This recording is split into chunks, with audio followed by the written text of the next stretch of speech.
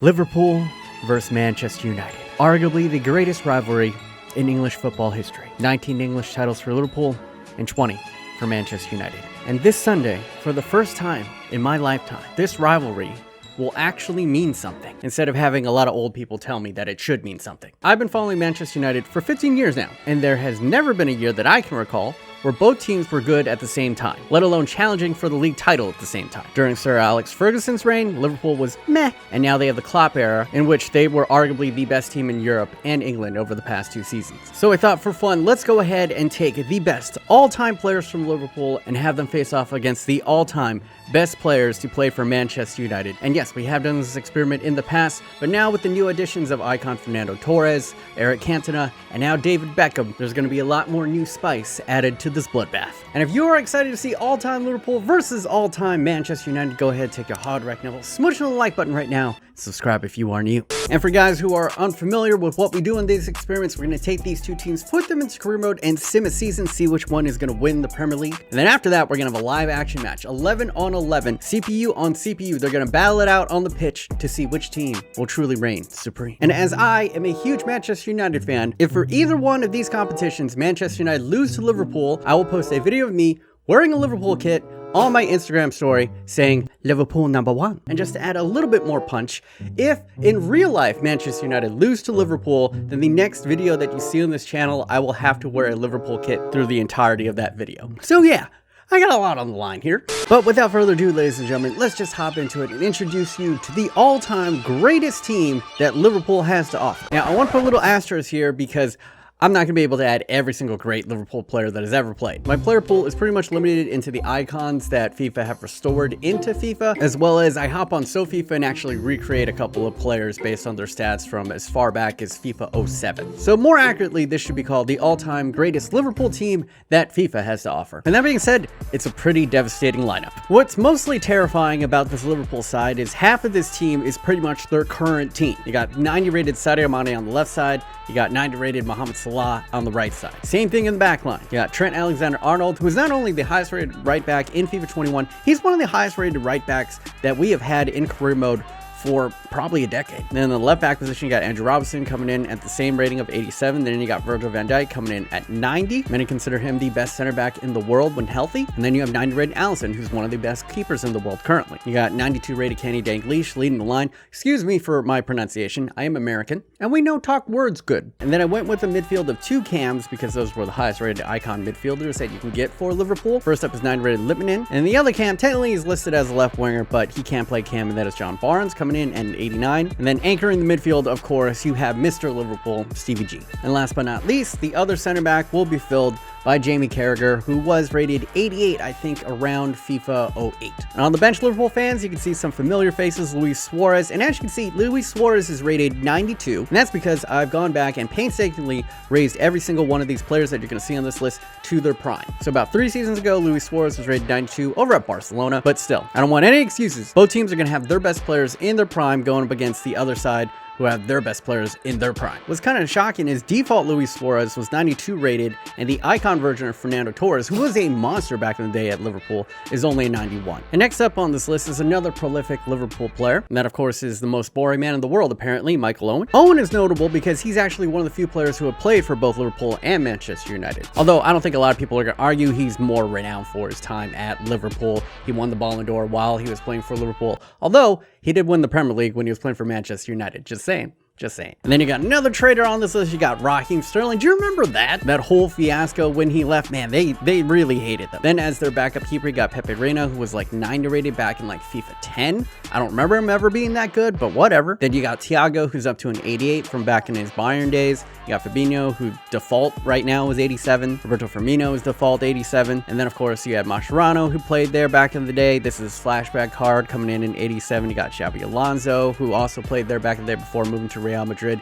He was an 87. You got Hendo right now, captain of the side, 86 rated. And then you got depth pieces behind them. So you got Wijnaldum, Joe Gomez, Matip. And then the best backup right back that I could find in Liverpool history available in FIFA is Glenn Johnson coming in at an 82. And of course, the backup left back, you got James Milner, and then Shaqiri is in here for depth. And then of course, you got Ian Rush. A couple of notable names aren't going to make it onto this list, specifically Fowler, just because there's so many good strikers on this team. I can't even put Rush into the bench. But this all-time Liverpool side coming out to an attack of 90, a midfield of 89, and a defense of 87. But how does it compare to the all-time Manchester United squad? And starting off, we got to go ahead and mention the newest addition to the icons in FIFA 21, and that of course is David Beckham. Coming in at a 92, this is his prime version, the right mid version that used to play over at Manchester United, and that is where we're going to place him. Striker, there are just so many good strikers that we could have put here. Rooney back in the day was actually rated 93, I think back in FIFA 07. Then you got prime Ruud van Nistelrooy coming in at a 92, but it is just tough to go ahead and beat Cristiano Ronaldo coming in at a 94 2 seasons ago. Now, yes, I get it. He never really played at striker while he was at Manchester United, but for now, we're just going to do it to fit him in. Because on the left wing, we're putting George Best. Coming in at 93 overall, he could play on left wing, you play right wing, you play cam, and yeah,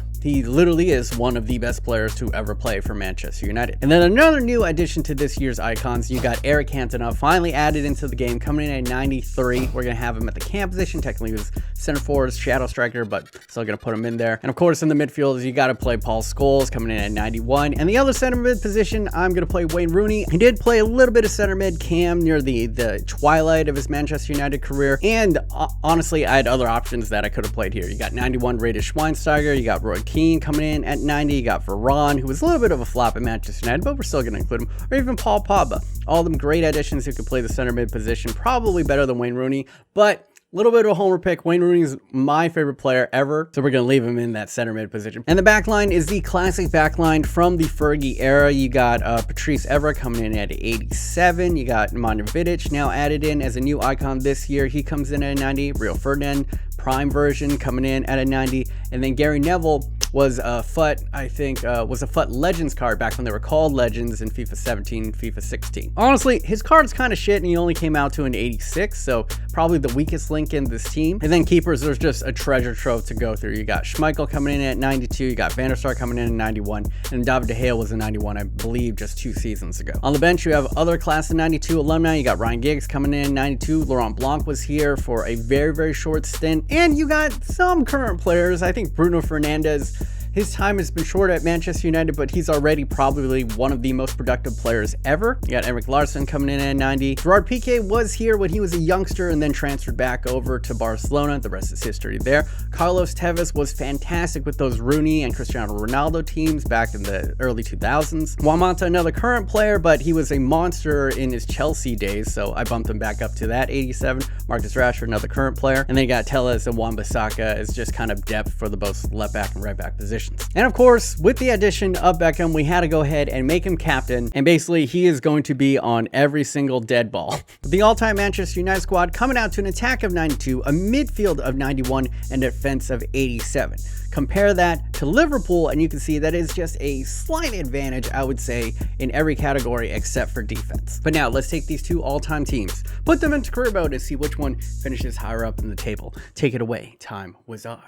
Go, Time Wizard! Alright, I've simmed all the way to June 1st of 2021, the end of the Premier League, and now let's go ahead and take a look at how the players did in the season. Boom shakalaka, George Best living up to his namesake, scoring 31 goals, absolutely demolishing the competition. In fact, there is not a Liverpool player on here until 6th place, which is Sadio Mane, contributing a respectable 17. A little bit of a glitch here. Apparently, Arsenal just does not exist. Don't tell Arsenal Fan TV this. And then down in 14th place, you got Mohamed Salah contributing 14. Not all too bad. We go over to assists. All right, Mohamed Salah and the Liverpool man go ahead and take first place with 12 assists, although right behind him, George Best contributing 11. You got Ryan Giggs contributing 9. Paul Scholes contributing 9. And then you got Andrew Robinson in 10th place contributing 7. Ooh, and we got a tie at the top for the Golden Glove. Ederson and Alisson get 17 clean sheets apiece. Well played to them. Although Manchester United's Peter Schmeichel right behind them with 16. If I had to guess, a slight edge to Manchester United, I would think. And as you can see, for me to remain neutral, I simmed as Leeds, and I almost got relegated. Let's go ahead, skip to the top 4. Chelsea in 4th. Third is Manchester City. And drum roll, please. It is Liverpool in second place, and all-time Manchester United go ahead and take the title in the Premier League. I hope this is what happens in real life. And it was close. I'm pretty surprised that neither one of these teams actually hit 100 points, but 94, pretty admirable. And even with these two juggernaut squads, both teams lost multiple games. Manchester United lost 2, while Liverpool lost 3. Goal differential, pretty much the same. Defensively, they were exactly the same. Yeah, ultimately, when it came down to it, Manchester United were just that a little bit better on offense. But that is one competition for Manchester United. I'm scot-free so far, but Liverpool fans, fret not, because you still have a second chance, this time in a live action 11-on-11. Let's take it to the pitch. So all right, here we go. Both sides, all-time versus all-time, legendary difficulty with competitor mode on, CPU versus CPU, so I'm not going to touch anything. And we're playing for the Champions League final, because why the hell not? And just look at the legendary faces on one side. Georgie Best, Ronaldo, Cantona, Scholes, Rooney, my generic Patrice Evra. All right, I had to create some of these guys, so Patrice Evra, and okay, not my best work on Gary Neville, I'll freely admit that, but there's the fullbacks, you're not going to see them all that much, that's fine. Then you can see on the other side, Dalglish, you got Barnes, and then of course the modern day players in Salah and Sadio Mane. A lot of offensive firepower on both sides, and if I gotta give it to them, I would say Liverpool probably have the better defense. So without further ado, the battle of all-time Liverpool versus all-time Manchester United is now underway. Now Beckham, captain, not the paciest winger, but he gets it over to Rooney, playing down the line. Cantona is behind the defense, but Virgil van Dijk gets across of him. He's running into the corner. Georgie Best now. See if he can make anything happen. Man, Georgie Best is quick. Paul Scholes, he's got space. Oh, Ronaldo, I think, actually headed that in. Knocks it away. Cantona finds a bit of space. Ronaldo gets it to Rooney. The old partners. Oh, Cantona's in space. He's in on through net. And there you go. The opener in the 22nd minute. Patient play at the top of the box for Manchester United. And finally, Cantona runs into the channel. No one marks him. The old teammates, Ronaldo and Rooney, linking up, and then just the run from the midfield, and no one accounts for him, and he gets it past Alisson. Just seems like Manchester United are playing better, man. Liverpool being patient, but can't find any incisiveness. And so far, it's only one goal, so anything can happen in the second half. Beckham has got a bit of space in front of him. Could opt to go forward. Ah, Virgil van Dijk, you asshole. That's the third time he's denied a possible goal-scoring opportunity. And now Liverpool, can they make something happen here? Gerrard, out to Dalglish, out to Mohamed Salah, who recollects. Dalglish, he's got runners ahead of him. Barnes, can he thread it through? Look at it. Oh, Dalglish is in. Oh my goodness, he ran the channel. Vidic could not keep up with the pace.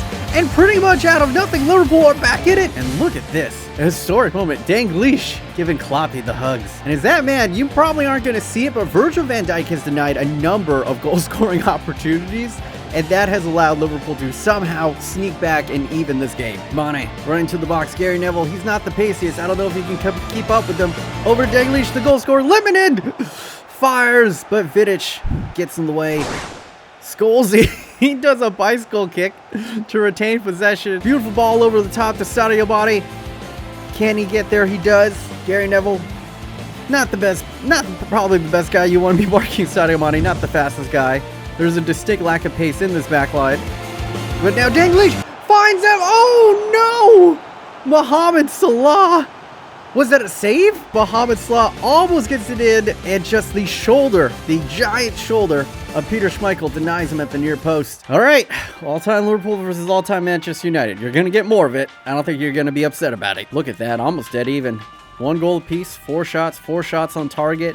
Possession slightly favoring Manchester United, and Liverpool working a lot harder. 6 tackles to 3. I mean, this is not what I anticipated. I thought it was going to be a goal fest, but the defenses of both sides have been very stout, very well organized.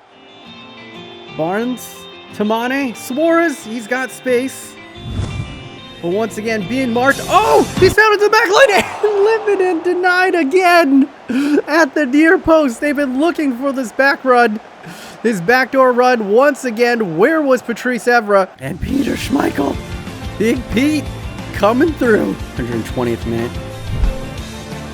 What can we possibly see? Ronaldo playing inside. Patrice Evra floated all the way up, but he's down. Georgie Best inside of the box to Scholes. Where's he going to go? Looking for anyone to George. It's over to Beckham. Oh my God! In injury time, it is classic Manchester United.